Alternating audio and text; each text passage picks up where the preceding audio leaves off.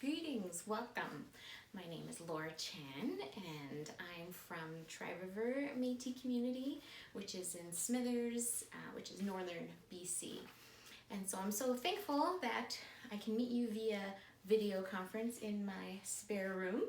I have my master's in marriage and family counseling, and I have a small practice here in Smithers working with individuals, families, couples, just trying to help them figure out what they need and the resources that they have. And what we're hopeful for is in this time together for the Métis women of BC is to collectively work together in something called the Narrative Tree of Life Project, which I'll be facilitating via Zoom.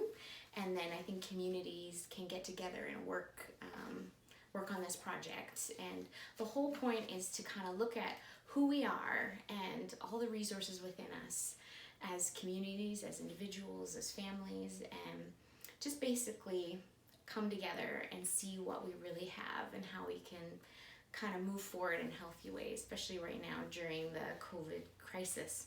So I'm very excited for this project. I'll explain a little bit, but I want to tell you where I got the idea from. When I was a youth, I was actually really struggling with who I was, where I came from, and I felt very lost. And actually I met with Elder Gladju in the Lower Mainland, and he sat down with me and he said, "Oh, honey, you're looking for your belly button." And I was like kind of confused. I was like, "What do you mean?" And he explained that actually in a lot of Indigenous communities, and in particular in Métis community, that when children were born, the parents kept the placenta, kept the belly button, and they usually buried it under a tree. And that tree was kind of significant of the roots, the family, the network, the ancestors that we've been given, the unique history of each family. And whenever we felt lost, particularly youth getting lost, they were in search of their belly buttons, of their families, of their roots. And he said, "You got to go back to your roots." And so I did. And in that, I rediscovered who I was and who I wanted to be. And so it was a really neat expression of how unique we are, but also that there's a history and also there's a future. So what I want us to do is together in different sessions look at who we are by kind of visually painting and drawing a tree. Now my lovely sister Alicia Fernando drew this outline for me because I'm not the best drawer, but that's not the point. It doesn't matter about your skills. It's about learning and growing and seeing the different parts of who we are. So basically we're going to work from the roots up, looking at who am I, where do I come from, and then moving up the branch into some more core pieces of you know, what are the parts of me maybe that are underused or underutilized, or what are the strength pieces, and then moving up into the tree, into the branches of my hopes, my dreams.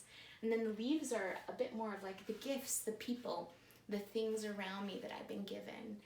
And then we'll be looking at also the potential storms coming or that are here now that we need to kind of face and work through. And what are some of the ways we can face them using everything from the roots, the ground, the trunk, the leaves, the hopes.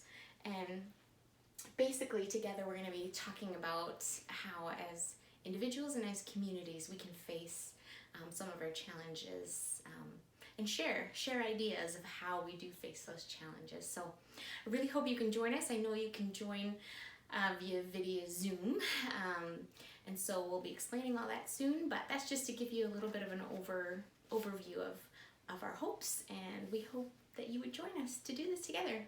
All right, thanks so much. Take care.